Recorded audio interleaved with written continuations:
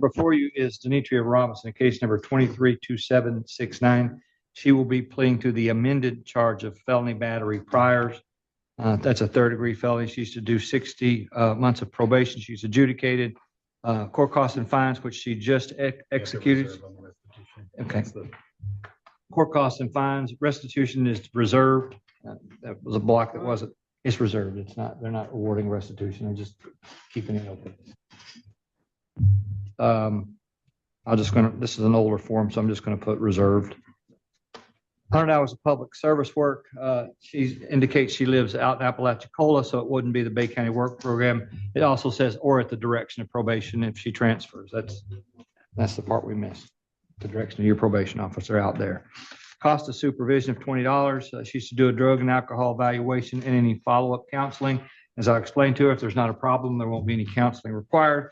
A DNA sample, forfeit seized items. She stipulates to the facts in the affidavit and the minimum cost of prosecution and no contact with any of the victims. The batter's intervention program and anger management are also to be required. Is that your understanding? Yes. Oh, neither of us signed this. Is it both anger management and? That's redundant. It is. It's Just everything. Just battery intervention? Yeah. So that was added on there because it wasn't there. No, that was in. It's typed in. You know what I'm doing. Ma'am, you got it. Oh, No. I just told the judge what we're doing. It's not official till he says it's okay. So he's going to go over. Basically, he's going to go over this with you again. All right. okay.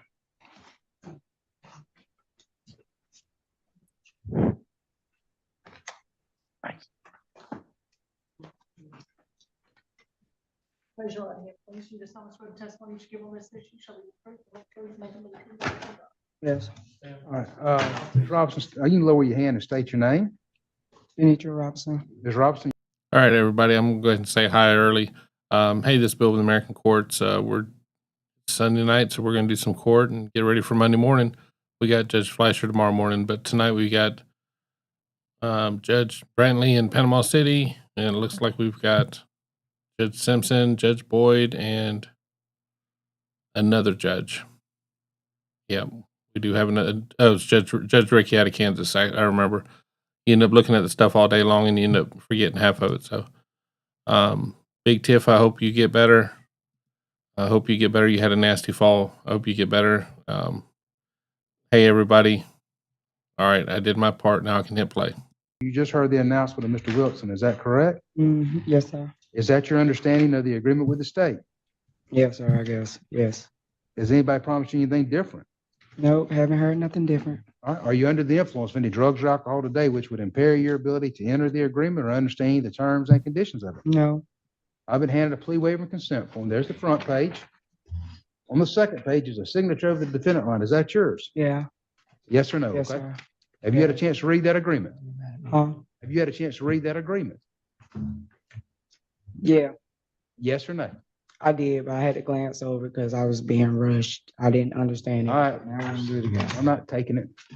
I gotta, No, ma'am. I mean, the Because he just only way added- I can take it is if you've read it and you're free them voluntarily. I'm not going to sit here and say. we just yeah. added the, whatchamacallit. Look, I'm not fussing at you. I'm just telling you, I'm not taking it until you're ready to take it.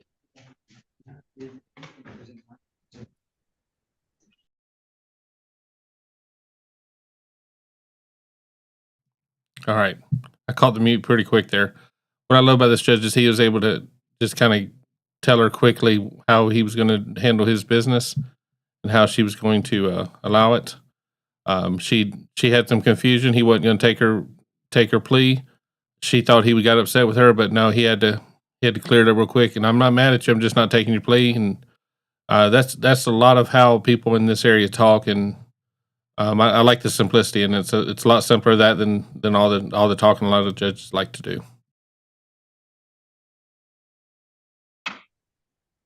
Your Honor, this is Taylor Scoggins. She's here before you in two cases, case 242647, case 250038. We are entering an agreed upon plea in case 242647.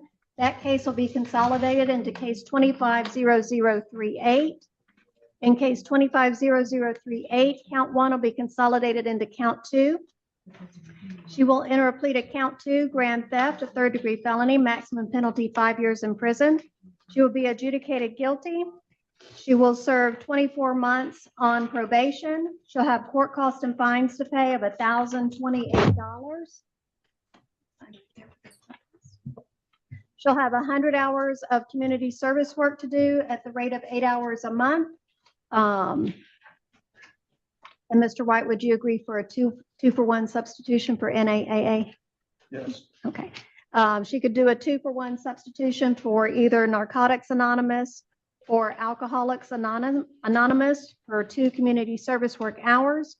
She has restitution to pay to April Pascarella of $3,082.25. Forfeit any item seized, no contact, and stay 500 feet. I just found out that Beasley Associated last on one cases. $650. What case? 242647. And that's the one we're consolidating. We're consolidating it into this, but I need to add that to the restitution. And what is that amount? Basically 660. 660? Yeah. Is that cost of transportation? Yes. So they had to come get you on the other case, so they're charging you $660 to cover their cost of commissioner's office. Does that change your mind about agreeing with me today? Okay. So the $660 for cost of transportation would also be added in case 250038 as part of probation. And I believe I said the no contact with April Pascarella and stay 500 feet from her. And she is signing that plea form now. She is going to be transferring to Georgia. She brought her extra money to pay for that, and she has some documentation. She is aware, I don't know if you want her education. She is aware that she will have to stay in Panama City until that can be accomplished, and she is prepared to do that. That's the agreement with the state. Yes, Your Honor. This is a waiver. Very good. Petition. So what that means is if you violate and you're up in Georgia, you're not going to make them take you for hearing to prove it's you. You're going to go ahead and come back. So just sign right there. You said you have the evidence. What's your- I do. Damn dead end.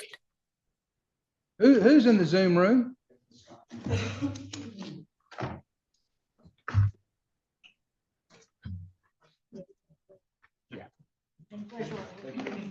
You just solemnly swear the testimony you should give on this issue shall be the truth, the whole truth, nothing but the truth, so help you God. Yes, ma'am. All right, Ms. Scoggins, you can lower your hand and state your name. Taylor Scoggins. Ms. Scoggins, you heard the announcement of Ms. Beasley, is that correct? Yes, sir. Is that your understanding of the agreement with the state?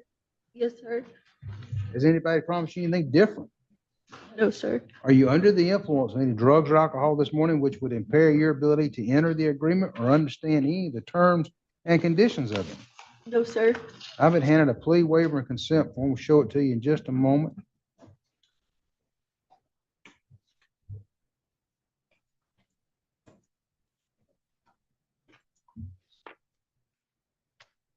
There's a front page. On the second page is a signature of the defendant line. Is that yours? Yes, sir. Have you had a chance to read that agreement? Yes, sir. Have you had a chance to go over your case with Ms. Beasley?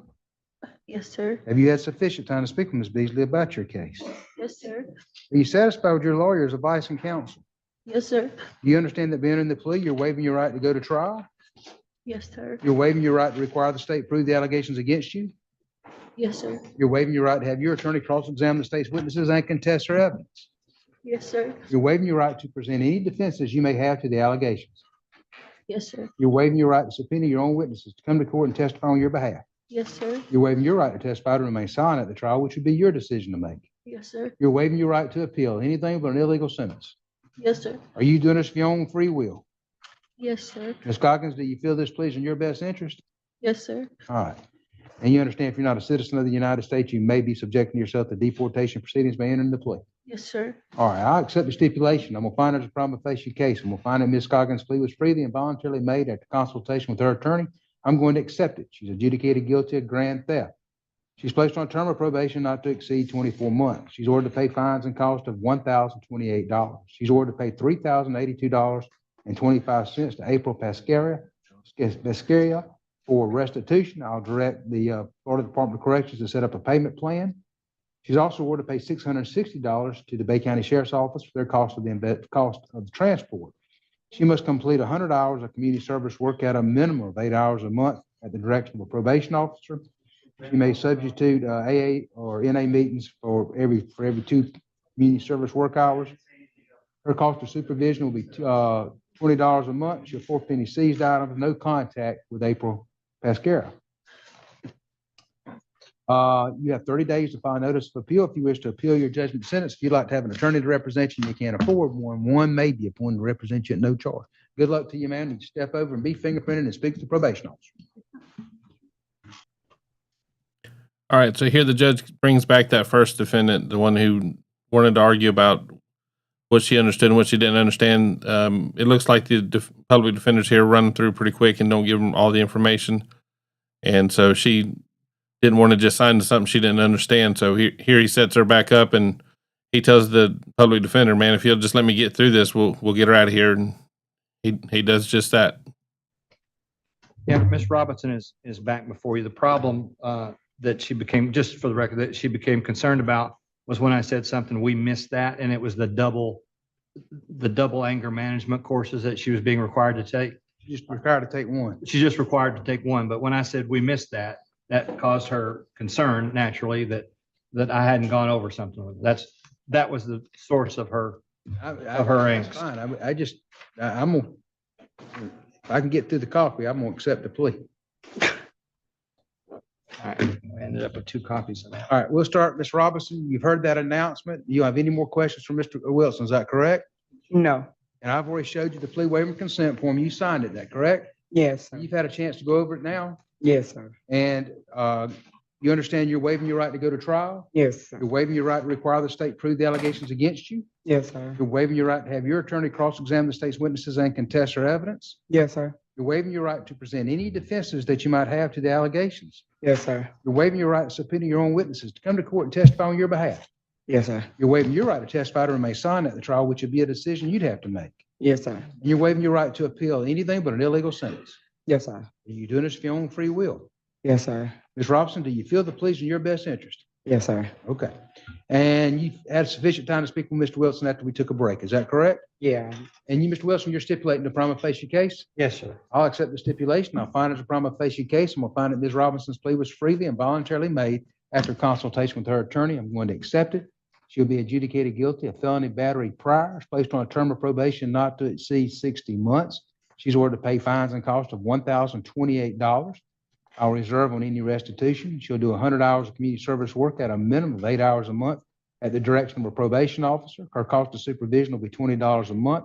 Within the next 30 days, she must undergo a drug and alcohol evaluation, follow all recommended counseling, 0 tolerance for use of any controlled substances not prescribed by a treating physician. She'll be subject, if she's required to give a DNA sample, she must submit one, forfeit any seized items. She'll undergo a mental health evaluation, follow all recommended counseling. She's to have no contact with the victims. She must complete the 29-week batterers intervention program. Ms. Robinson, you have 30 days to file your notice of appeal. If you wish to appeal your judgment sentence, if you'd like to have an attorney to represent you and you can't afford one, one may be appointed to represent you at no charge. Good luck to you. You need to step over and be fingerprinted and speak to the probation officer. All right, that's it for that one.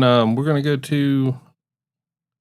I think the little icon's small, so I can't really tell where I'm going. But I think we're going to go to Judge Simpson here. It's a guess. Court does call the case. That was a good luck. This is an odd landlord tenant case. The guy's fighting pretty good for his property, but I don't think he's got all the facts. So let's see how this one goes. It's Westbourne Family Trust versus Daryl West. Mark Lando on behalf of plaintiff.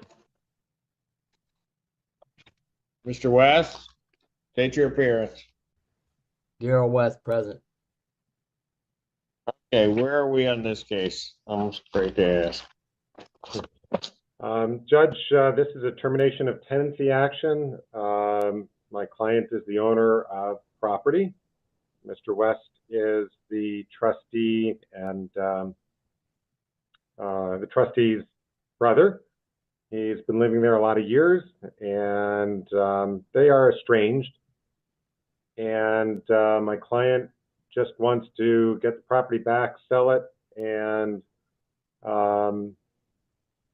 that's pretty much the long and short of it. It's not the long and short of All it. right. Well, I've read everything that you submitted, Mr. West, much of it irrelevant to these proceedings, quite frankly. The only thing that I have that may be of some relevance, is there a matter pending in the Court of Appeals? Absolutely. Case number 375000. There is, Your Honor, 375. Mr. West filed a motion to stay the eviction case that was denied. That's not Oh, in the exactly Court of correct. Appeals? It was denied with the Court of Appeals. All right, thank you. Judge, that's not exactly correct. It's a misleading statement. Actually, what happened was filed an interlocutory appeal, and the circuit court went ahead and ruled while that interlocutory appeal was pending. Therefore, I filed a right of appeal and let the interlocutory appeal be dismissed. And it was on that basis that the interlocutory appeal was dismissed based on the current pending case. And there's still on the docket a motion. But there is no stay of these proceedings. There is a motion for stay of these proceedings on the 375000 case. All right, well, you're gonna have to get to them because I don't see here that I've got a tribal issue. I am not gonna stay these proceedings. And so if the Court of Appeals wishes to stay it, then the Court of Appeals can stay it. Mr. Landau has indicated that they denied it. You're indicating something different. Am I than entitled to a that. jury trial? If I don't have a tribal issue, no, sir. Judge, there's promissory estoppel, there's quantum meute, there's a written documented contract documented and subscribed by the plaintiff. All of those are not tribal issues that grant you possession of the premises, sir. The document subscribed by the plaintiff grants me premises occupancy.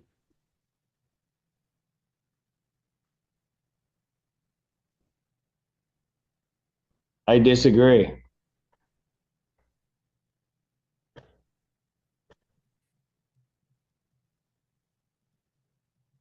It's not a tribal issue for me, sir.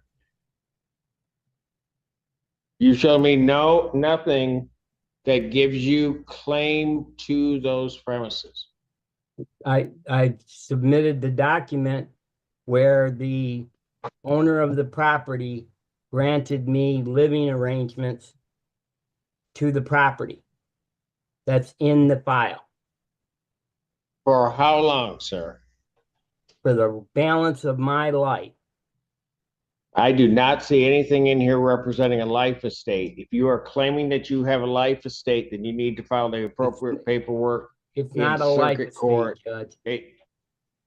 You need to file the appropriate paperwork in the circuit court so the circuit court can make a determination as to whether or not you have a life estate of some type on the premises. But I do not see that. I do not see any defect in the notice which has been provided by the plaintiff in this case.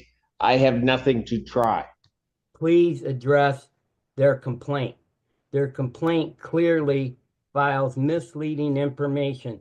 In item 2, counsel says there is no other pending or previously filed document or court actions. And in fact, there was a circuit court action and it's under appeal now. Therefore, that's misleading statement. Furthermore, in Which section, has no relevance to this court and its decision. Because this case would not have gone up to circuit court. this case was already in the circuit court on a parallel. No, sir. This case is a district court case. This case, regardless of what plaintiff said, would have been filed and resided right here before me. Judge, can I go on further to the complaint? Not if you're gonna waste my time. I'm not. In Yes, you section are, 8 but go ahead. In section 8, plaintiff and counsel suggest to this court that the property owner has maintained that property in accordance with state law as it's a residential unit. That is absolutely a false statement. She has stated in a statement of facts and a motion at the circuit court that she hasn't communicated or been in contact with the resident occupant, Daryl West, in 10 years. She has not maintained the property in accordance with Michigan law. Furthermore, because I had to maintain it, I spent $25,000 of my money to keep the property maintained. She has completely falsified the complaint, Judge. She did not provide adequate maintenance to the home in reference to Section H of the complaint. That's a false statement. There's 2 false statements provided in the complaint, and the court should order a show cause hearing at the very least and should actually dismiss this case. Are you done? Yes. It still is not an issue related to the termination case. If you believe that there's a money case that needs to be filed, then you may do so. Judge, one last point. I thought you were done. I was until you made that comment. Sir, I might suggest that you get yourself an attorney to represent you. Can you adjourn? Because the While I termination do? case, nothing has been filed before me that gives me anything to try as a reference to termination case. I'm going to keep saying it. There's nothing that you're saying to me right now. I've let you go on far longer than I would normally let anybody else go on regarding this. If you have one more thing to say to me, you may, and then I'm going to have my word. Have your word, Judge. Court finds that there's no tribal issue as to the issue of possession in this matter. I will grant judgment to the plaintiff for possession with a writ issue in 10 days. Wow. From the signing of the order.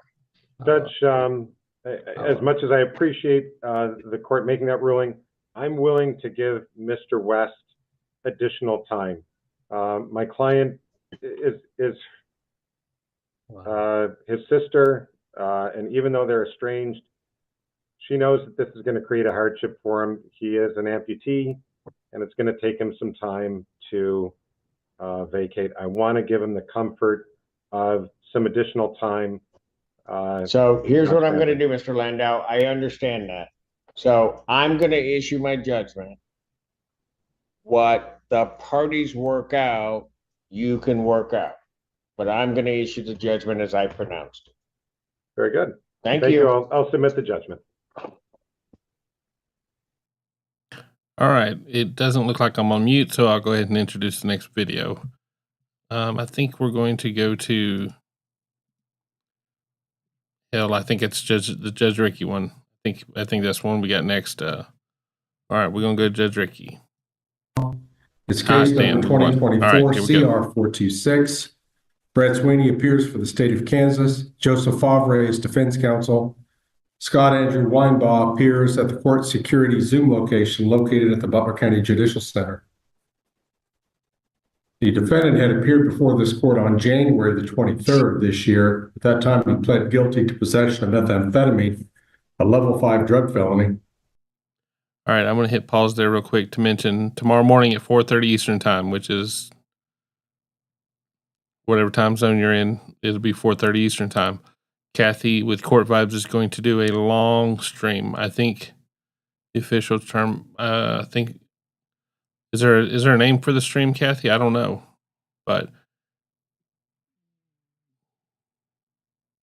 okay. Kathy actually put a comment by there about mute, had me worried I was in mute. Anyways, she's gonna do a long stream. We're all gonna watch. She's gonna have fun. She's gonna make money. If you want her to make her go longer, just pay her more money. She'll do a lot longer. And let's see if we can't put her in the hospital for doing such a long stream.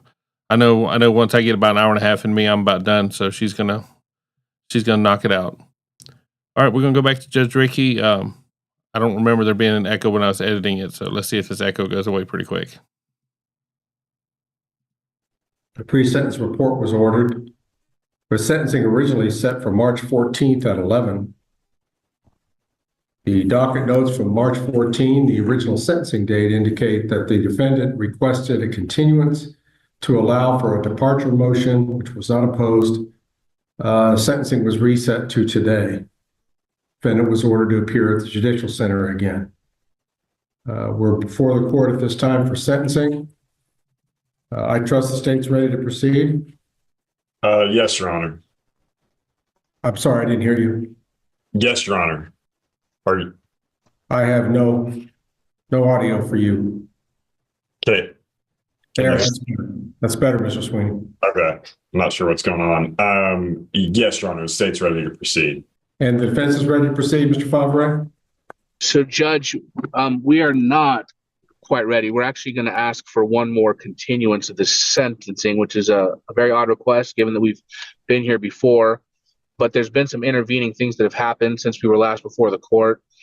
Mr. Weinbach did indeed go get a drug and alcohol evaluation. I did not know that because I had not received it, but apparently he did get one at 7th Direction. And apparently I just never received it. He also got arrested in the intervening period, and there's been new cases filed that have changed kind of the complexion of where he is overall.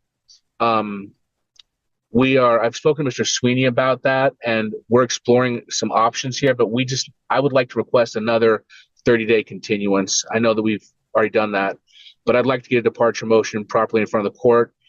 If we're going to go that way with his new cases, we may end up not going that way, but either way, we will be ready to go in 30 days. We just need some time to kind of make that happen. And his being in custody until yesterday has kind of delayed the ability to prepare that motion that we would need.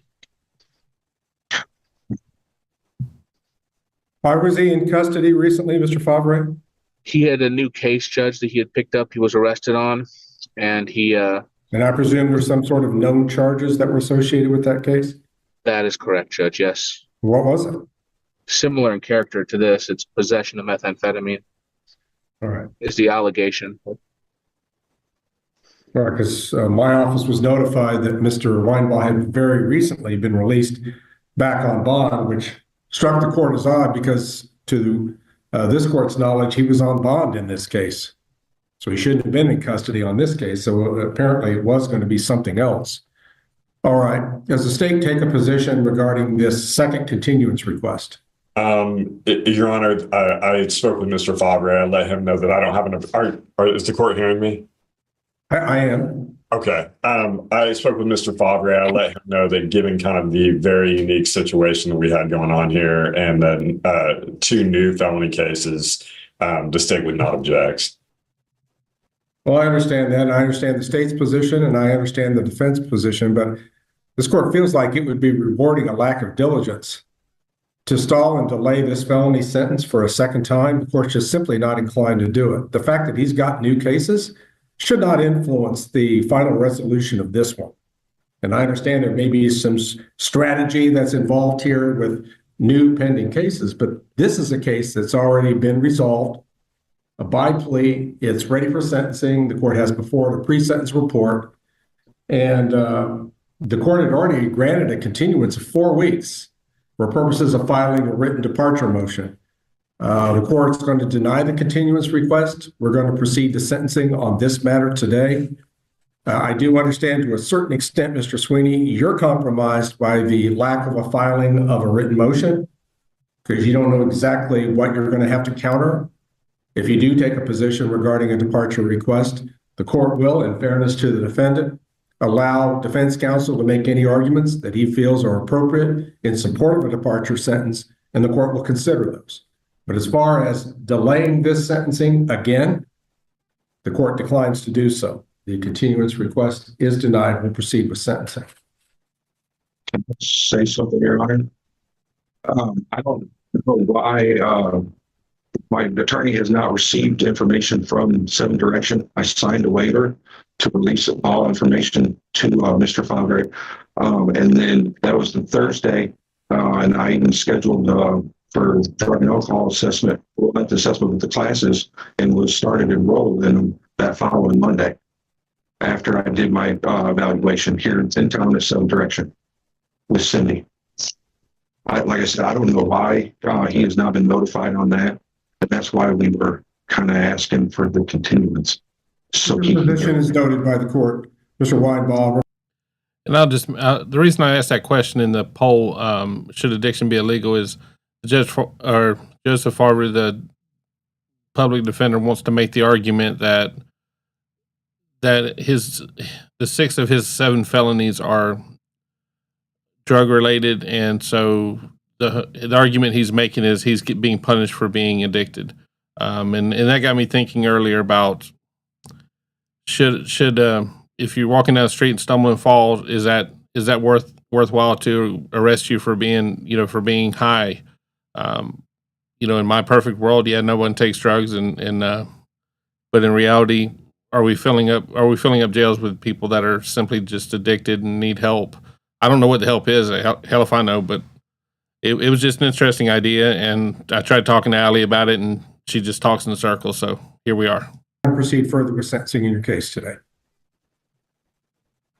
All right.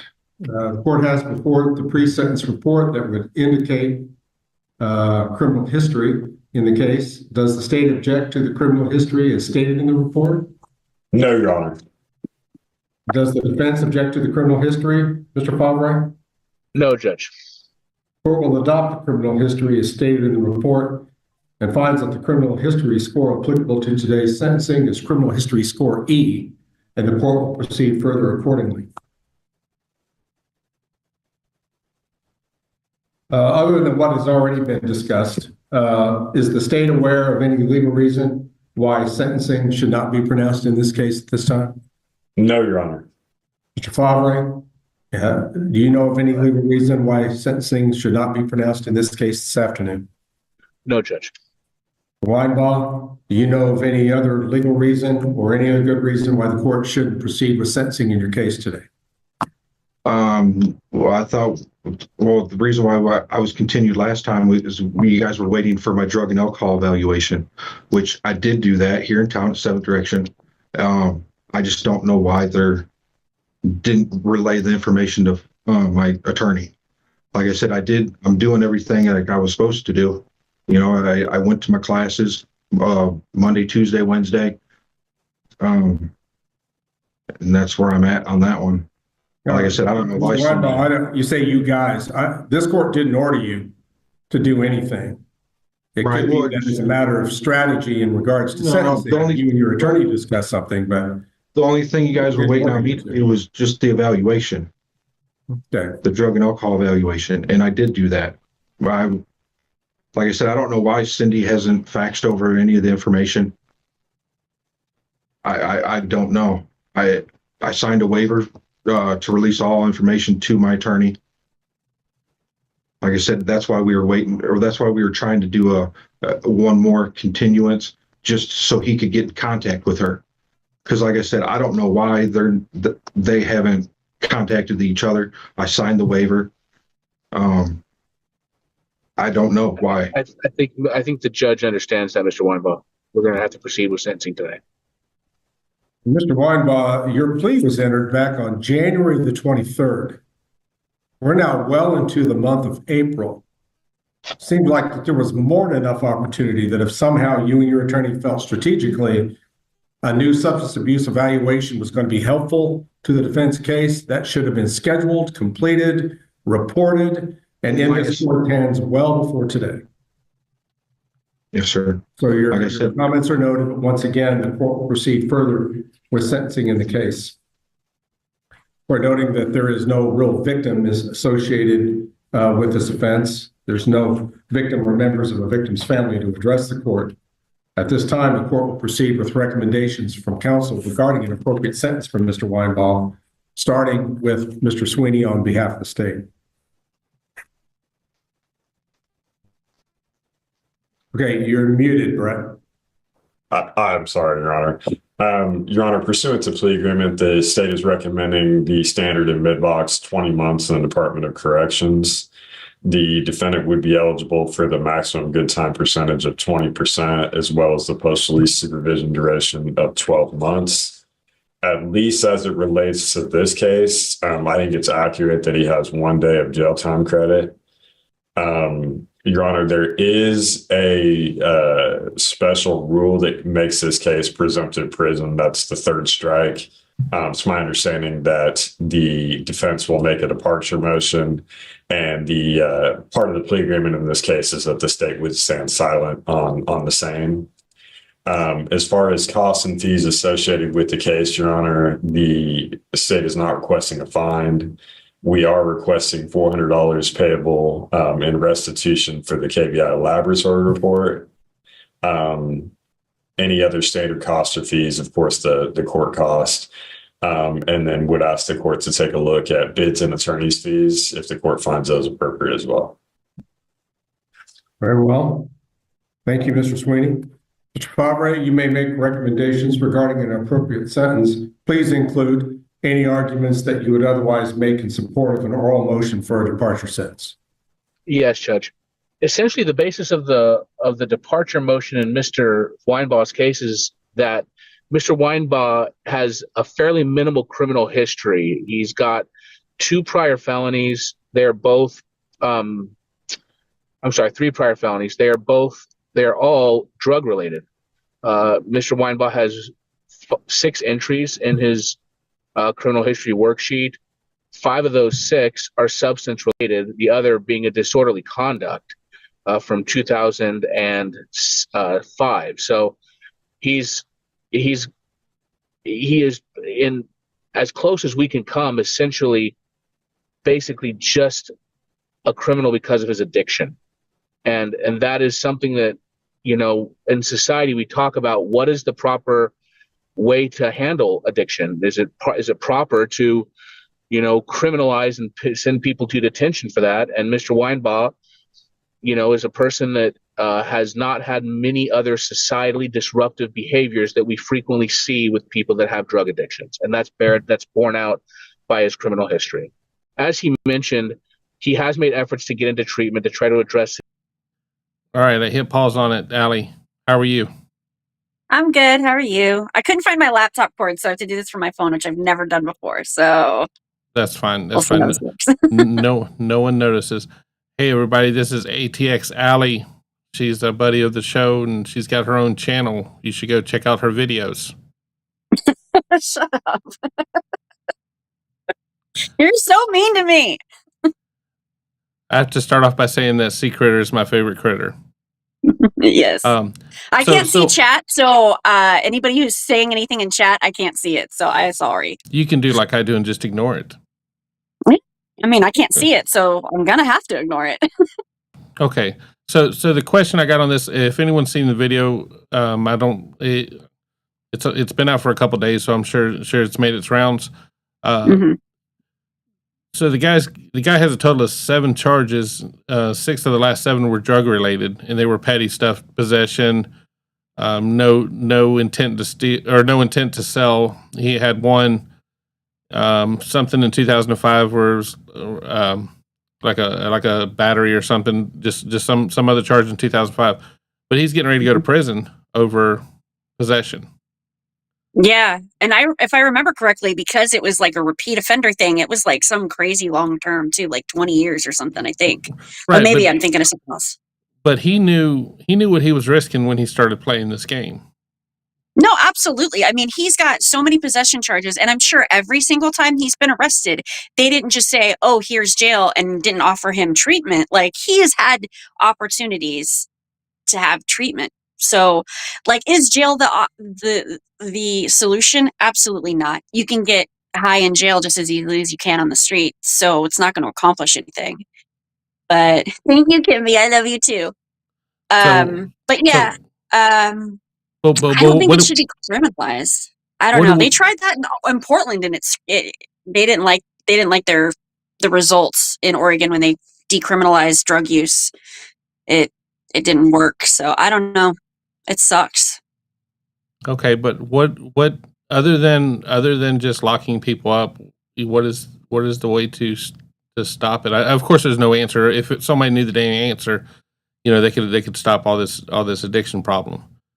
I mean, it makes more sense to lock them up into like lockdown treatment, but jail isn't the answer. That's not going to accomplish anything.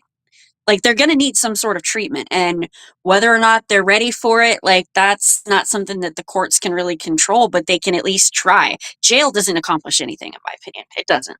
It doesn't solve the problem. It doesn't do anything but cost taxpayers money and take people away from their families. Not that they're doing much great with their families if they're addicted, but the way this guy goes off about how, like, in a minute you'll see him talk about how his niece is the most important thing for him. It's like, well, if she was the most important thing to you, then you would have stopped this a while ago.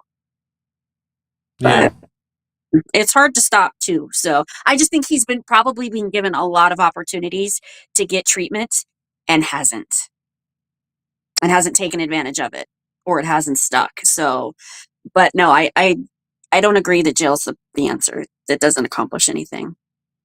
Okay. Well, I'm looking at it from a money standpoint. Do you know any of the arguments about, is rehab cheaper than jail, or is jail cheaper than rehab? To me, jail is just a revolving door, but from my experience, rehab is a revolving door as well.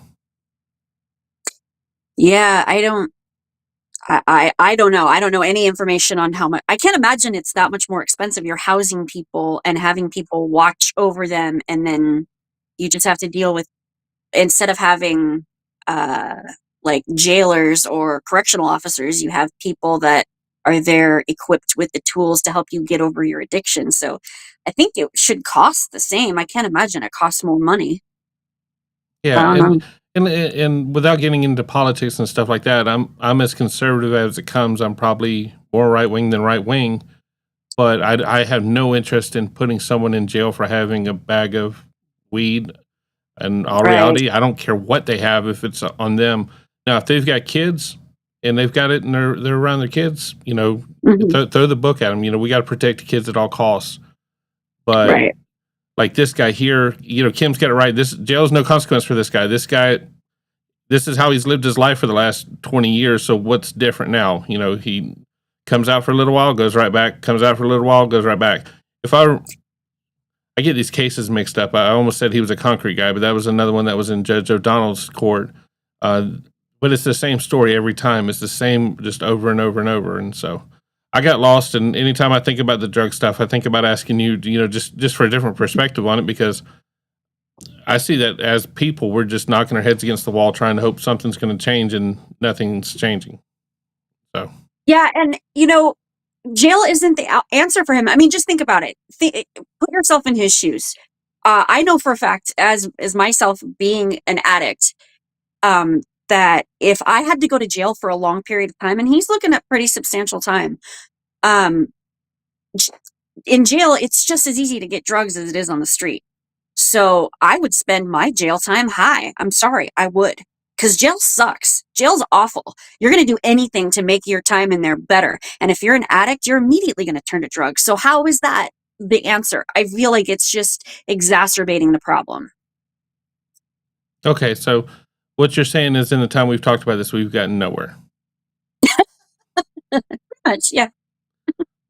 Okay. All right. So on your recovery journey, other than, and I may be speaking out of place, but in my mind, you can't get methadone if you test positive for anything. So in itself, if you want that, you've got to not have other stuff in your system. It depends on the clinic. There are some clinics where you can go in and test clean and they'll still give it to you, and some places where you have to test dirty before they'll give it to you. Oh no, So, okay, and that's just for You got me onboarding. wrong. If you went in there tomorrow and you tested dirty, would they give you the medicine? Oh yes, yes. Okay, But I'm completely I would lost right now. I would lose privileges, but that's because I've been there for 4 years now. And I have built up my privileges to where like I can take a month home of doses at a time. Some people have to go to clinic every single day. Some people have doses so high they have to go twice a day, which I could not fathom doing that. But because they would start they would reduce my take homes, so I wouldn't be able to take anything home anymore. I'd have to go into the clinic every single day. And then if I would continue to test dirty, they would put me on a forced taper, which is often called a suicide taper, where they taper you down from whatever dose you are in some crazy fast amount of time. Like it's like a week. It might be 2 weeks, but whatever it is, it's a crazy fast taper. And they call it a suicide taper because so many people end up just saying I'm done because it's so bad. It's awful. Like it'll put you into withdrawals real fast. All right. So So coming at it yeah. from a heartless perspective, if someone ends their problem themselves, it doesn't cost society anymore. And so, Yeah, but then but coming at it from a father of a son who was addicted, yeah, I'd put anything to save the kid.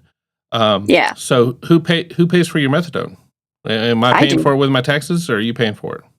Not anymore. Not since Doge decided to cut my my subsidy. So I was paying $11 a week because I was given a subsidy for it for people that qualify, and then that just got cut. So now I have to pay $88 a week for it. Okay, so I don't want to get into a Doge argument. You know, That's this ain't fine. this Yeah, ain't no. the place for it. But Right. what happens to the people that don't have the $80-something a week? They you don't have to pay it right then. Like if you need help or time paying it, like they're very, very accommodating. They understand that a lot of people don't have a lot of money. So like you can they'll let you carry a balance, but over time they'll be like, if you carry too high of a balance, like say $500, they're gonna be like, you need to start making payments towards this, or you're gonna be on a forced taper. So Okay, Cloud Illusion's asking what type of addiction you were on. I was on opiates, so I was on heroin. It started with oxy, and then it went to heroin. So anything that was like an opiate in pill form or any other form didn't really matter, honestly. But Okay. that's what we're talking about, yeah. So the clinic that you go to, so the clinic that you went to, do they treat anything other than opiates? I'm sure they do, but it is specifically a methadone clinic. So, or well, I mean, they don't do just methadone. They do all kinds of opiate addictions. So I think it's primarily opiate addictions, but I think they treat other ones in different ways. I'm just not an expert on that because that's not my path. Okay, so but if you go to but if you go there for marijuana, they can't treat you for that. It's opiates. Yeah, no. Okay, are there places there? Look, in my world, marijuana is petty. Marijuana is in reality. I think we should just take it off. We should just take it off the table and stop arguing about it. Just be done with it and focus on the stuff that's killing people. I'm sure there's someone dying from marijuana. I don't know them. I don't want to get into that argument. Right. But is there, if you go there with an addiction that's not on the table there, do they have someplace to send you? I'm sure they do. I mean, they've got addiction specialists and they're super helpful there, but it's primarily for, okay, if you stop taking opiates and you go through withdrawals, that can kill you. So the methadone is there to help you not only get off of heroin or opiates, but eventually taper off so you don't have to take it anymore if that's the way you choose. I have a really low dose and that works for me, so that's where I'm staying right now. An average dose, which I hate using that, is about 200 milligrams, and mine's at 15. So mine's like literally like 6 drops because it's liquid. It's a very, very small amount. Okay. And so just looking at it from a society point of view, to me, drug abuse in my family is my problem, not everyone else's problem. But when you have enough of that, it becomes everybody else's problem. Yeah. Where the clinic that you're at, is it a public clinic or is it a privately owned clinic? I'm saying, is there some company making a ton of money off of subsidies on this clinic? I'm sure.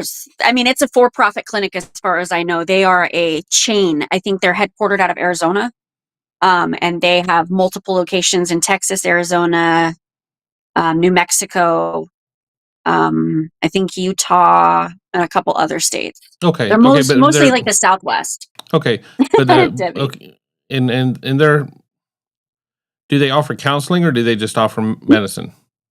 Yeah, no, I have to see a counselor every month. I have to see a doctor every 3 months. So I have a doctor that I see every 3 months to check to make sure my dose is good and that I don't have any questions or issues. I have a counselor who I can text anytime, and she's great at getting back to me. I have to meet with her every month. Usually we spread it out every 2 to 3. I think most people meet with them every month, but I have a really good place. I'm super low maintenance. Like I don't need a lot from them, and they don't need a lot from me. So, Okay, but they're there for me if I need anything. you might not, but you're in Austin, and like every other big city in the country, it's full of people addicted to everything. Yeah, absolutely. Okay. All right. So the people that you see going in, are you seeing what I would call junkies going in, or are you seeing people going in? Yes and no. It's all kinds of different people. Like it's definite junkies. It's definite people you would never expect to see there. There's one woman who looks like she's a 78-year-old grandmother that looks super sweet. Like she bakes cookies all day long, and I see her almost every time I go there. I think she's on the same schedule I am. She comes with her big lockbox, so she gets take homes, which means she's doing good in her recovery journey. Okay, And then I see people that show up pregnant. I see people show up with very small children, like infants, 2, 3-year-olds. I see construction workers. I see just seriously everybody, all different kinds. Okay. All right. Someone had a so you're down to 15 milligrams. Do you ever anticipate being off of it? Maybe. I mean, like I'm in a really good place right now, and my personal fear is I have tried to get off it before, and that day I got into a car accident, and so it wasn't a good time for me to get off of it right then. So I went back on it. And to me, it's like, you know how bipolar people take medicine and then they feel really good and they're like, well, I feel great. I don't need this medicine anymore. And then they stop taking it and then they kind of lose the plot. I'm afraid of that. So right now I'm at a very low dose. It's not something that's bad for me on a long-term situation. So everything's great. I just have a big fear of messing with a good thing. So maybe in the future I might start tapering, but right now I'm happy. I'm in a really good, strong spot, and I don't see a reason to mess with anything right now. Does that make sense? Yeah, some of it makes sense. You know, for someone like me, you traded one drug for another. Yeah. Now, But this is a healthier one that's better, that isn't going to kill me. I know. I got you. I traded cheeseburgers for caffeine. Yeah. No, so I'm saying I get it. You're trading something for something else. You always are.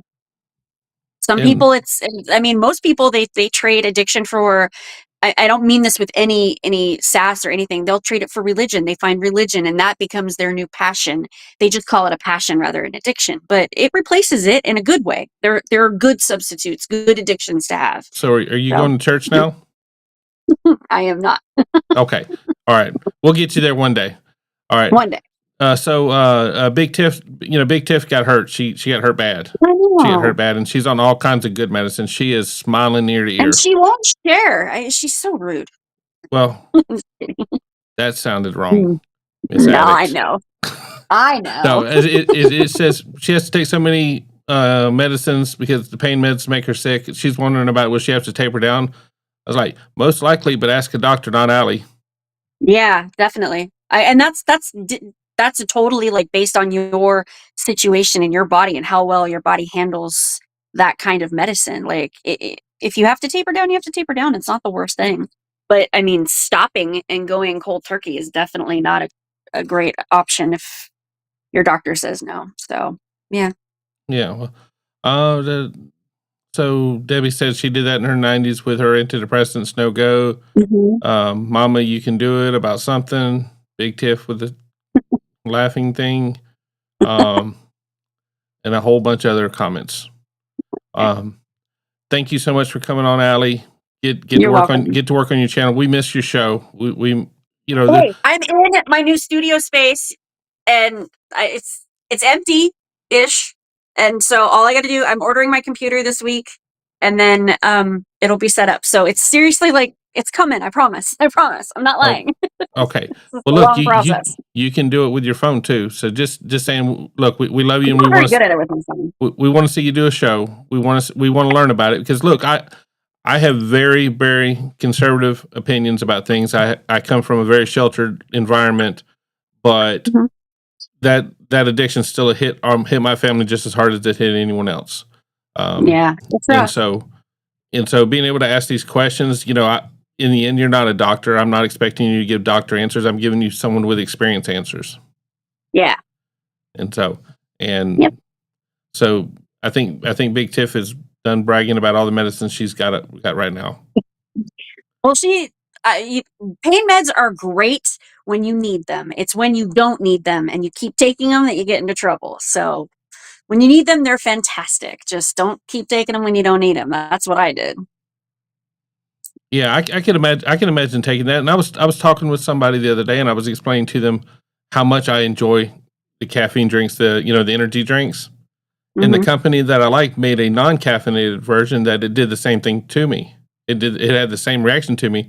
And so that almost depressed me because now I'm like, oh heck, now I know it's in my head. You know what I'm saying? Now what better way of knowing you're addicted when it's just you can almost smell the drink and you're like, yep, that's what it's gonna help me out with. Yep. But you know what? I'll be honest with you. I'd rather stand in front of the judge and say, yes, Your Honor, I drink too much caffeine than, heroin. Just saying. Yeah. Yeah, me too. All right. All right. Have fun. I'll keep watching the video. Yes, this is a good court one. It's a little long, but it's a good one. All right. Bye, guys. His addiction in the community. His last conviction was 2018, I believe. So he is not a person that has been just perpetually in trouble in the recent history. He thinks he can be successful in the community. He started attending, as he said, classes with Seventh Direction with Miss Arnold after he got the evaluation. That's based on what he's telling me. I've not seen that, but I don't know why he would be lying about that. He does work. He did work prior to this most recent incarceration at Wendy's. It's worth noting that even these new cases, they are both for a substance abuse issue. Like the first one is an old case that was filed by the state prior to this case. It was a 2023 case that just recently got filed. The other case was the one that put him in custody, which was a stop in early April of this year. And that case is recent. It's for a small amount of methamphetamine, allegedly. He's still presumed innocent on both of those cases. We'd ask the court to weigh the evaluation of the input of those new cases properly, given that he's still presumed innocent. We think there's a substantial and compelling reason to grant people the option to stay in the community to receive treatment when they have demonstrated that that's what they desire, and especially when there's hope that the person is going to be able to do it because they're taking steps to that effect, which Mr. Weinbaugh has. And also, particularly when they have a record of showing that even in their addiction, they're not really a danger to the community.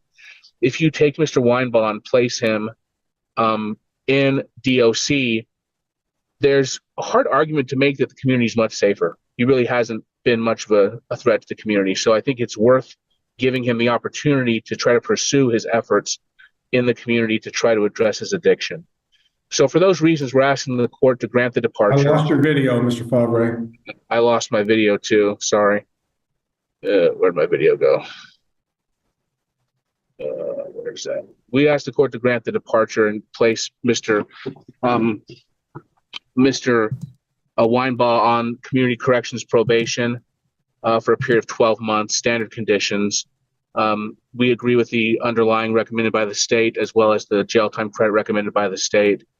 No objection to the costs and fees, with the exception of we asked the court to consider waiving his attorney's fees because even though he is employed, it's at Wendy's. He doesn't make much money at Wendy's, so asked the court to take that into consideration. So what you're seeking here is a dispositional departure to probation, correct? Yes, Judge, that's correct.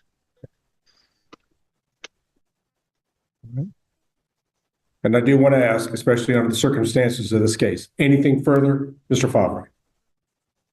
So, Judge, I will tell the court I have not received anything from Miss Arnold. Mr. Weinbaugh has been in good communication with me generally prior to his arrest, but because he was arrested and in custody for a while, I had not had communication with him recently. So I have no reason to doubt that he's telling me the truth about his evaluation with Seventh Direction and the treatment that he's been attending post that evaluation being completed. So I'll just add that as well.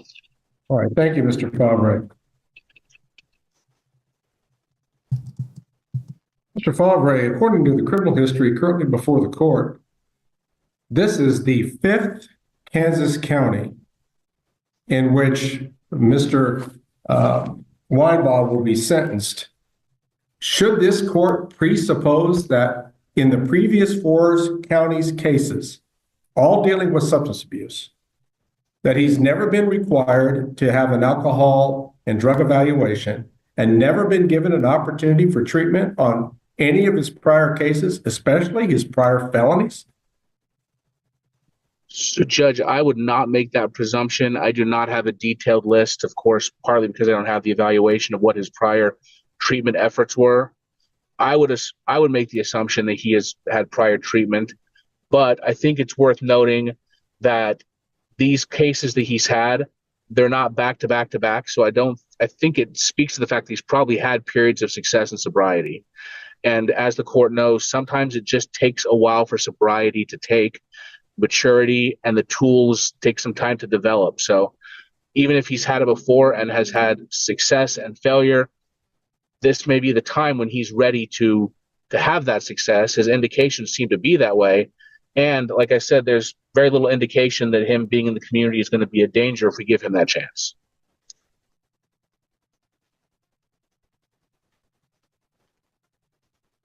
How much are your fees in the representation of this client? Should be $1,100, Your Honor. All right, thank you. Mr. Sweeney, under normal circumstances, I would give the state an opportunity to respond to the oral departure motion that was made here for the first time, but given the state's commitment to remain silent in regards to the departure motion in the case, I'm not going to ask you for any additional comments, as it would be violative of the plea agreement in the case. So at this time, then, the court will address the defendant, Scott A. Weinbaugh, personally. And I'll ask Mr. Weinbaugh, do you have any statements that you wish to make in mitigation of punishment or anything further that you would like to present to the court? Other than, I just started my classes. Literally, this will be the 2nd week of me being in them. Give me a shot. Let me try it out. I mean, I can do it. I know I can. I've held a job at Wendy's for the last year. And then right before that, I worked at Arby's here in town in El Dorado for a year as well. I mean, I can hold a job. I mean, I can do the classes as long as they put me in the right class for my work schedule. Because the morning classes just weren't going to work, because I get off work at Wendy's about 1 in the morning every night. So then having to be in class at 8:30, just, you know what I mean, it wasn't going to work. So I have to tell my job, I can't go to work till 8 o'clock Monday, Tuesday, Wednesday, because I have night classes from 4:30 to 7:30 here in Seventh Direction in town. I just started it. I think I'm doing a great job. I mean, I like them. I mean,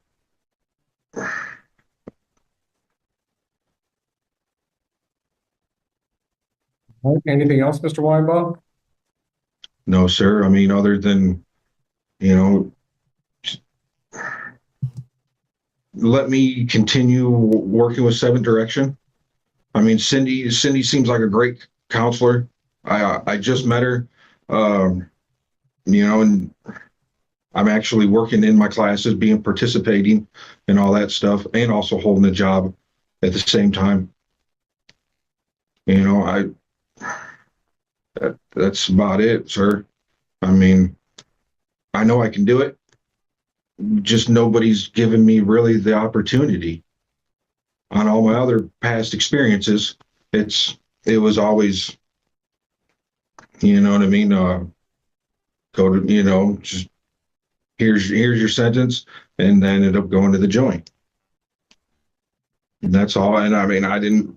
To me, it's hard to do anything like that. I mean, I'm actually getting the opportunity to do the seventh direction. You know what I mean, and hold down a job in the public's eye. I work at Wendy's, sir, here in town, night shift. I've been, like I said, I close that down every night, and I've been doing that for a year. I've got great people who I work with, who ended up being my good friends, who've been there throughout this little experience that I'm going through right now. I have a great girlfriend right here next to me. I've got a 9-year-old niece, and she's been my rock, and vice versa. And I know if anything happens to me now, she's gonna look at it like I failed her. And I made a promise to her that nothing like that's ever gonna happen to her again. But if I go to prison, I lose that little girl's heart.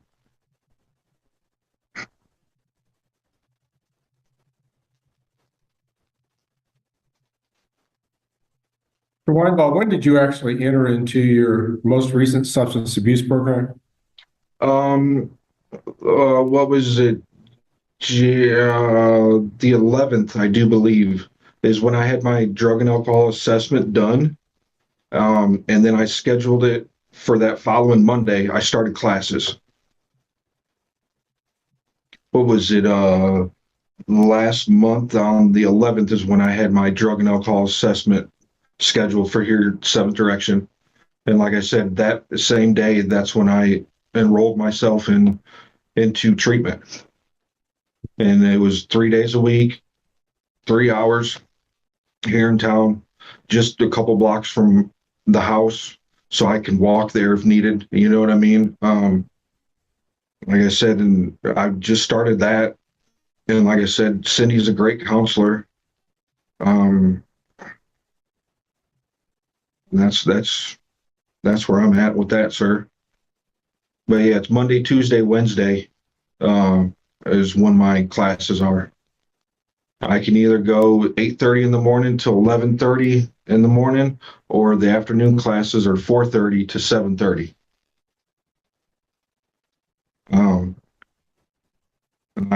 I originally set up for the morning classes, but then that first day I was like, man, Cindy, this isn't going to work. I need to go to the night classes.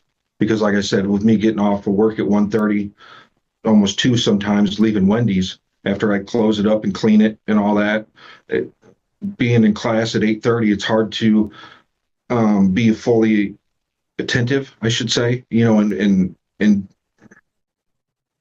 that's why I switched to going to the night classes, where I could make sure that, you know what I mean, I'm fully awake and all that, and participate. Which Cindy didn't have a problem with me doing, just as long as I appeared Monday, Tuesday, Wednesdays.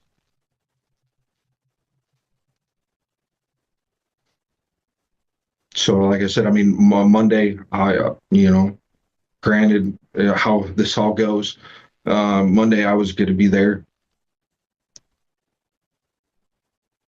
And, for my classes for the next 2 days, well, till Wednesday, and then I'd go back for the next week. And like I said, this is all here in town in 7th Direction.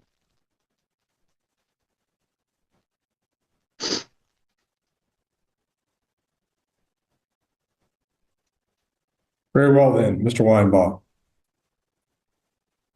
The court will pronounce sentence in this case at this time. Before I do want to point out, Mr. Weinbaum, that I've considered the remarks made by your attorney in support of a departure sentence in this case. I also note that the state is standing silent on that request.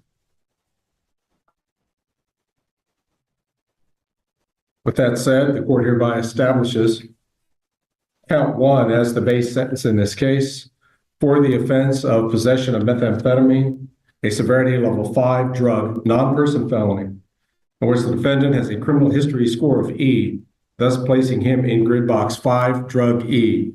The court hereby sentences the defendant to a term of 18 months in the custody of the Secretary of Corrections, the state of Kansas. On this sentence, the defendant may earn up to 20% of good time credit and would be subject to 12 months of post-release supervision. The court has considered but declines to impose a fine in this particular case. This court does note that a special rule applies to this case. That special rule is this is a third or subsequent felony drug possession. It is presumed prison under KSA 216805 F1. It is therefore the legislature's intention, Mr. Weinbaum, that someone essentially with your criminal history, with the record of felony drug possessions, goes to prison. In fact, the language of the statute says there shall be a presumptive term of imprisonment and the defendant shall be sentenced to prison as provided by this section. Now, the legislature also envisioned in that same statute that there would be a facility set up to provide treatment, and that treatment-oriented facility, after at least 4 months there, you could be returned to the court for reduction or modification of sentence, in essence. But the legislature's never funded or set up that facility. That's regrettable. But we have a situation here, Mr. Weinbaum, that you simply will not stop your relationship with methamphetamine. You've got a long-standing history of use of this very dangerous street drug. And even when your case was pending for sentencing before this court, it would appear that you've at least been arrested and at least potentially accused for that once again. Now, you haven't been convicted of it. But it's disturbing to the court that you would have drug-related contact with law enforcement. Furthermore, Mr. Weinbaum, the evaluation, should it be sent to this court, would likely review your history and then say you have a serious possession of methamphetamine problem and you need treatment. And then they would recommend a treatment modality for you. But I asked this question of counsel earlier before. This is the 5th county that you have been sentenced for a drug crime for. I just find it really hard to believe that you haven't had a full opportunity for an extensive substance abuse program. And for whatever reason, whatever you've been offered before hasn't worked. You just simply will not separate yourself from this drug. And of course, when people are before a judge for sentencing on a felony, they make all kinds of promises and commitments about what they're now willing to do. But you haven't been willing to do these things in the past, Mr. Weinbaum. There's absolutely no reason for this court to believe that things will be any different if you're given yet another chance pursuant to a departure case. And the court does not find that there are substantial and compelling reasons here that would support a departure. It's the same old thing. We're going to give you an opportunity for community-based treatment. And with your record of failure and your record of constant through your adult life use of methamphetamine, it would appear to this court that you need to be rescued from yourself. The only way that you can be separated from this street drug is get you off the streets. And it's regrettable, Mr. Weinbaum, but the court's going to note here that this is a third or subsequent felony drug possession, that the Kansas legislature has determined that this is a presumptive prison case, and the court will order the presumptive prison sentence. Now, the court has listened to the arguments of counsel in this case and granted you the mitigated sentence of 18 months, but Mr. Weinbaugh, the court's ordering you into prison today to serve that 18 months. And any of the family considerations that you've had out there, again, the court hates to separate you from family, but you separated yourself by your constant bad judgments and decision-making about the involvement with this dangerous street drug methamphetamine. And you chose methamphetamine over your family. And that's a shame, Mr. Weinbaugh. But those two, in the view of the court, are not compatible. So you need some time away. And that's what the legislature envisioned. And that's what the court will simply order today. And the court does order the presumptive prison sentence of 18 months in Department of Corrections custody, again with a 12-month post-release supervision duration. Court imposes no fine, but does assess $400 KBI lab restitution, a felony docket fee, and all bids assessments are waived, given the court's incarceration sentence.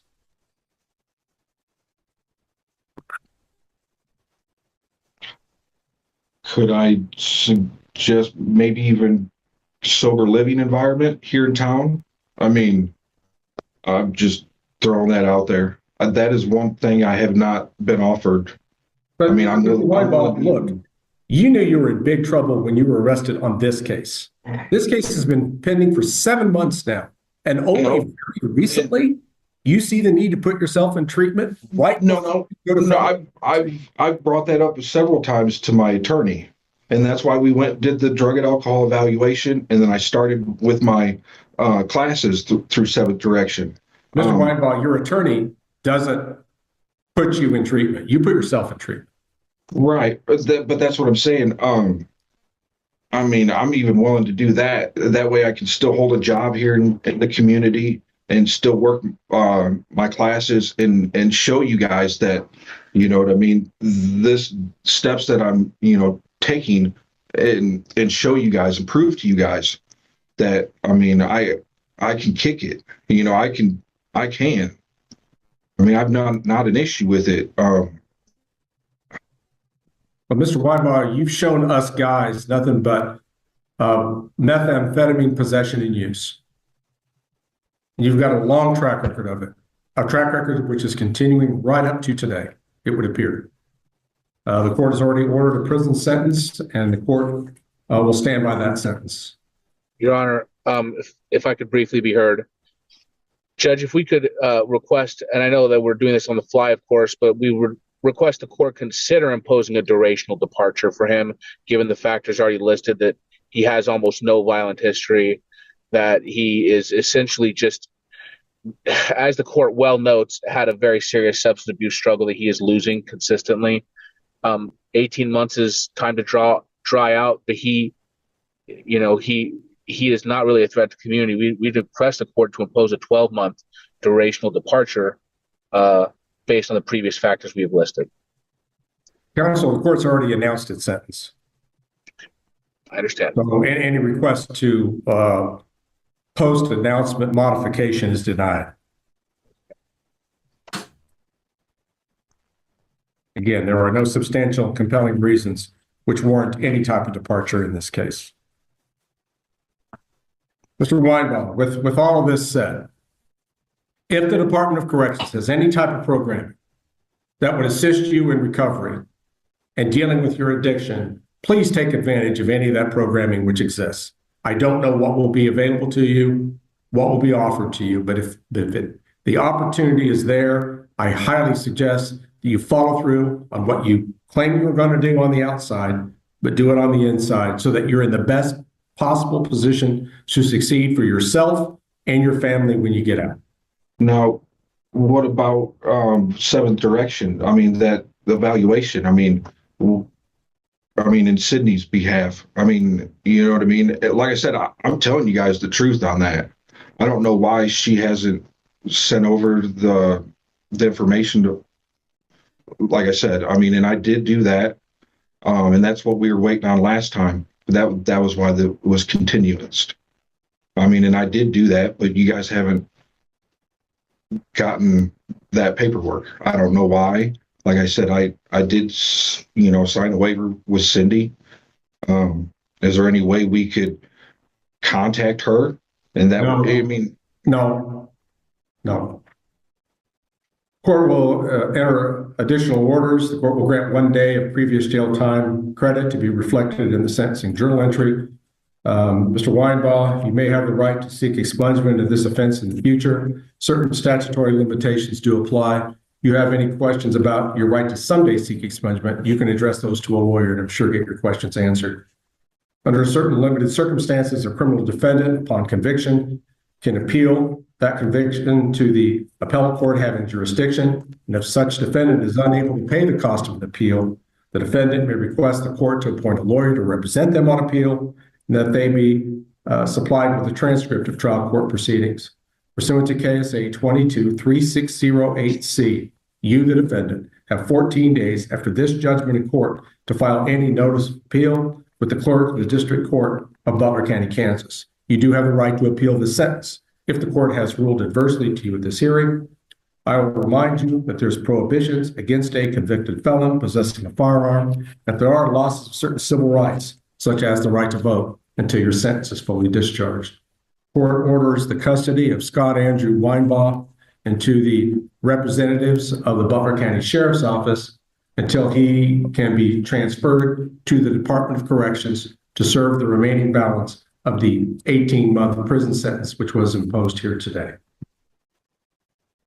Mr. Sweeney, are there any other sentencing related matters that the court still needs to address? No, Your Honor. Mr. Favre, anything further regarding sentencing in the Weinbaugh case? No, Your Honor. And again, the court places Mr. Weinbaugh in the custody of the Sheriff's Department until he can be transferred to the jail and then eventually to the appropriate Secretary of Corrections facility. There's nothing further then. The Weinbaugh matter will currently be in recess, and this meeting may be ended for all at this time. All right, that's the end of that one. I didn't hear them say that he's being sentenced to any treatment though, so he's just going to go and get warehoused for 18 months and then get out. I may have missed it. It may have already been on it. I may have not caught it, but it seems to me like treatment should have been somewhere in the mix. I may be wrong. Who knows? I didn't know Tim Allen got in trouble for drugs. So somebody saying he was trafficking drugs. I didn't know that. I didn't. Never paid much attention to his background. All right, we're going to go to Judge Boyd, and that's going to be our last one for tonight. So let's go to Judge Boyd. Court is calling 2025 CR 012469 and 2024 CR 01259, State versus Richard Nelton Baker. Can I have parties announced for the record? For the state of Texas. Pat Montgomery for Richard Baker. And are you Mr. Baker? All right, you entered a plea and cause number 2024 CR 012590 of no contest to the offense of aggravated assault with a deadly weapon. And you also entered a plea of no contest to count 1 and cause number 2024 CR 012469 for the offense of assault family household member with a previous conviction. There was a PSI and TAP evaluation ordered. Have both parties had a chance to review the PSI and TAP evaluation? We have, Your Honor. Any objections? None, Judge. All right. And the cause numbers, the defense has applied for deferred adjudication. Defense, do you have any witnesses? I do, Your Honor. Mr. Baker wishes to address the court. I'll call him as a witness. All right. Can you raise your right hand? Do you solemnly swear or affirm the testimony you give will be the truth and nothing but the truth, so help you God? Yes, all right. You can lower your hand, state your name for the record. All right. Defense, you may proceed. Mr. Baker, are you a veteran of the U.S. military? Yes, sir. How long did you serve? 16 years. 16 years. Do you have any service-connected disability? PTSD. What is the cause of your PTSD? Overseas in Afghanistan and Iraq. Yeah. I have to at school, I take my test alone, reading and concentration, standing on my left leg. I have surgery on my left leg also. Do you have psychiatric Yeah, issues other than the PTSD? Yes, sir. What are those? Being around certain people, guns, and being compensated. Do you suffer from hypervigilance? Yes. Have you struggled with any kind of substance abuse? No, sir. During your time since you've separated from the service, have you continued to seek treatment from the Veterans Administration? Yes, at the psych ward of the VA. It's every 6 months. Other than those twice a year, Lots of medicine. what kinds of medicines are you on? Sertraline, topromat, posine, trazodone, stuff for high blood pressure. Does the trazodone help with your hypervigilance? Yes. Yes. You realize why you're here today? Yes, sir. We're asking the judge to place you on some kind of community supervision, correct? Yes, sir. Do you know that if she does sentence you to some kind of community supervision, you'll be required to report to probation? Yes, sir. You'll may be required to do some time in an inpatient treatment program to make sure that you're safe from yourself and folks in the community are safe. Yes, as long as I get the help. Is that what you're Yes. seeking? Do you feel like the Veterans Administration, despite their best efforts, has not been giving you the help that maybe you could I can benefit use a from? little more. You could use some more. Yes. And so what specifically is your request of Judge Boyd? Turn to anger management and for probation. And do you understand that if you take deferred adjudication probation and you violate it, you can be sent to prison for 20 years and you would have to do half of that time before you would even be allowed to ask to Yes, get sir. out early? Yes, sir. And that doesn't mean you would get out early. Ask the witness, Judge. Any questions? Serving in the military? Yes, sir. Thank you for your service. Thank Now you've mentioned that you have suffered from issues since being registered in the military. Yes, sir. The medication that you were talking about that you have to take to help you with your issues, were you taking it on the day No, of sir. the offensive? No, I did not have a prescription refilled at the time. Why is that? But the VA is backed up because the certain type is a narcotic. Prozozin, and it takes about a week. And I just ordered it 2 days prior to the incident. Okay. And I didn't have transportation to get to the VA to get the medicine. Now, if you mentioned that you had issues with weapons, why was a weapon involved in one of your charges? That was an incident I should not have grabbed. That was a mistake of mine. That was the household weapon. How were you mistaken? I should not have grabbed. When I saw what had happened, I overreacted. And it was like I was back over in Iraq. Okay, so you felt that firing the weapon into Yes. a vehicle was a bad decision? Is that what you're Yes, saying? sir. Exactly. I have no further questions, Ron. No more questions, Judge. All right, I have questions if there's no. No objection, Judge. He did want allocution, so conferring with the court is a great idea. All right. So you've been on probation before Yes, ma'am. for assault, bodily injury, family household. Yes, ma'am. And you're telling me that at that time you didn't gain control of your anger? I took the anger management class with Mr. DeSoto, and I learned. Actually, he recommended me to nursing school. All right, that was 2018. Yeah. When I started school in 2000,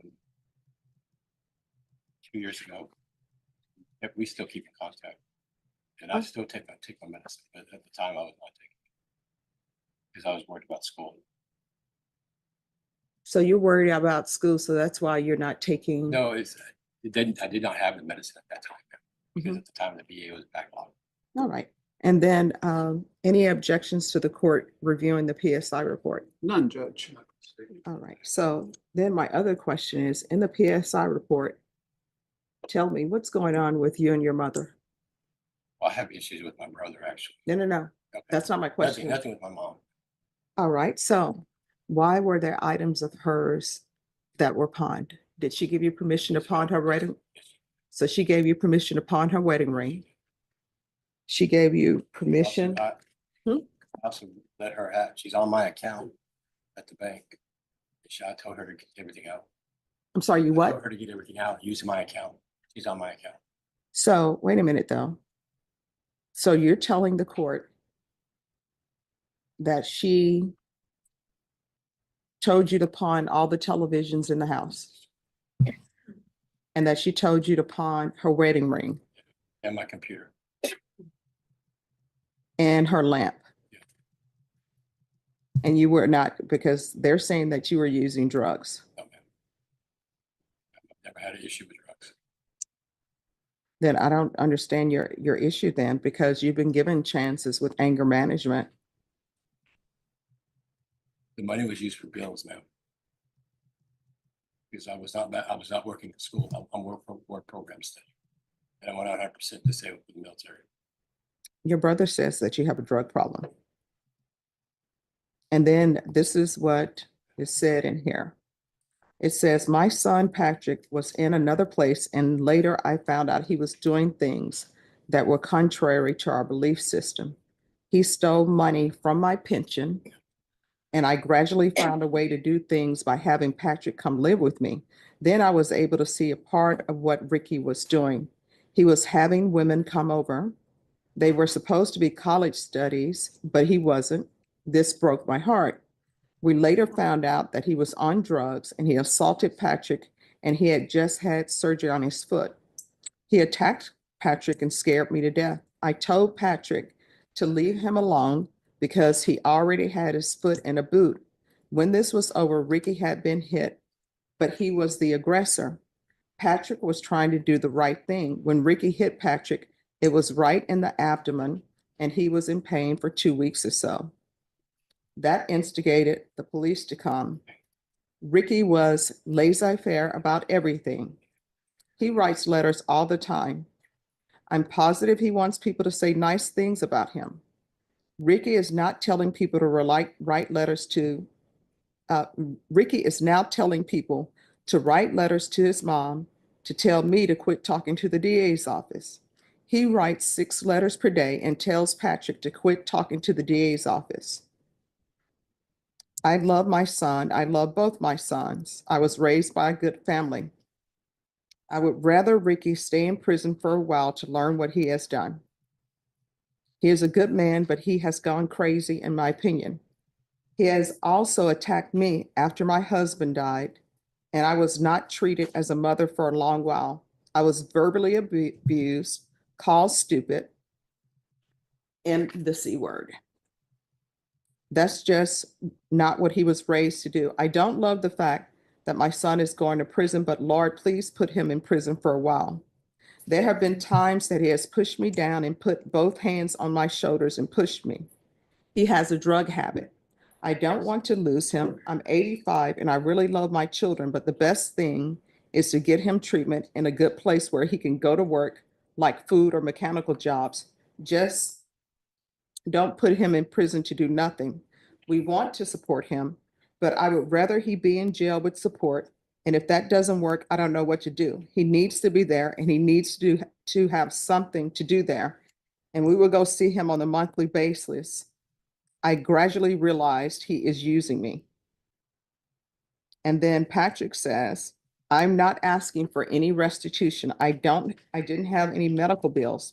All I ask for is for him to act right. He can't smoke dope all day and steal from our mom. So here's the thing. I believe what your mom's saying. I believe you were abusive to her. So are you saying you were not abusive to her? You didn't push her down? One time, that's when I hit the last case.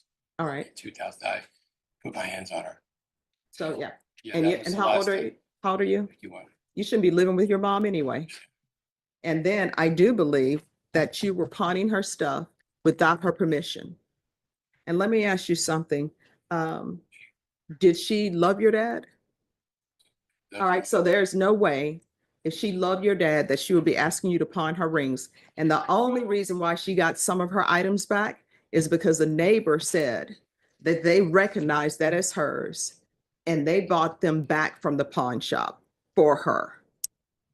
So here you are in your mom's home, being abusive to her. She's afraid of you. And you're using PTSD as an excuse to run amok and not do anything. And then this thing with the Lyft driver is not good either.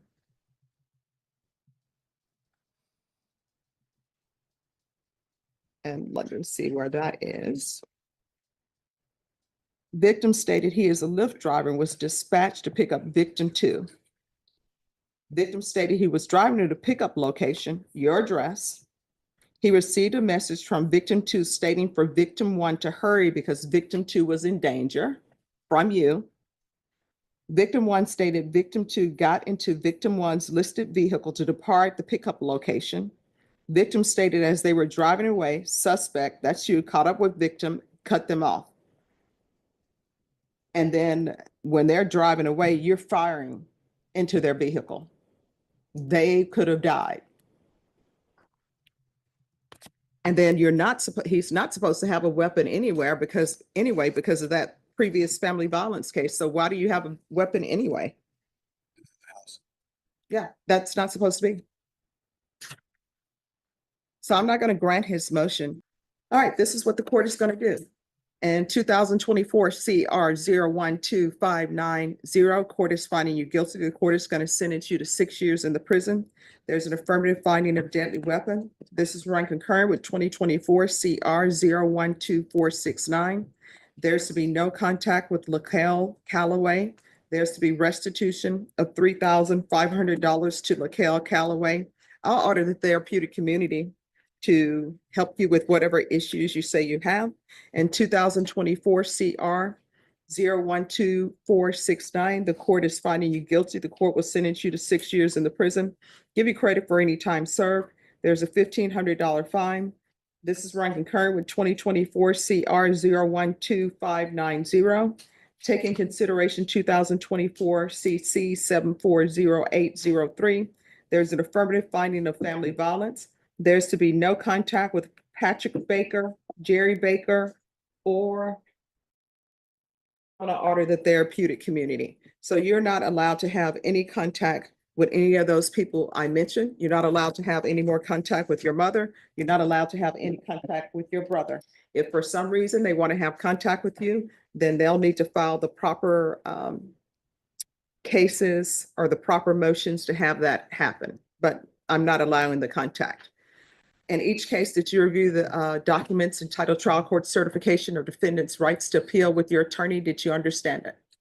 Because these are, yes or no? Yes, ma'am. Because these are plea bargain agreements, because I followed your plea bargain agreement, because you waived your right to appeal, you do not have the court's permission to appeal. Because these are felony convictions and because in cause number 2024 CR 012469, there's an affirmative finding of family violence. You're not allowed to own or possess any weapons or ammunition. If you have a question over what a weapon or ammunition is, you'll need to speak to an attorney. Do you understand? Yes, ma'am. All right, we can go off the record. Here's the May I thing. address the court Yes. before we go off the record? All right, we're on the record. Yes. I would ask that any monies that he pays once he is out on parole or once he discharges his sentence, that monies that he pays goes to the restitution. But I know how the parole board will be. They'll put some of that money to the fine the court assessed. I'd ask the court to reconsider the fines on cases, zero those fines out so that Mr. Baker, as a disabled veteran, can pay with his disability checks that he's not getting while incarcerated, can pay back the complainant in the case. I'll make an, I'm not going to zero out the fines, but I'll make an order that the court is requesting that in cause number 2024 CR 012590, that restitution takes precedent over all fine and fees. Thank you.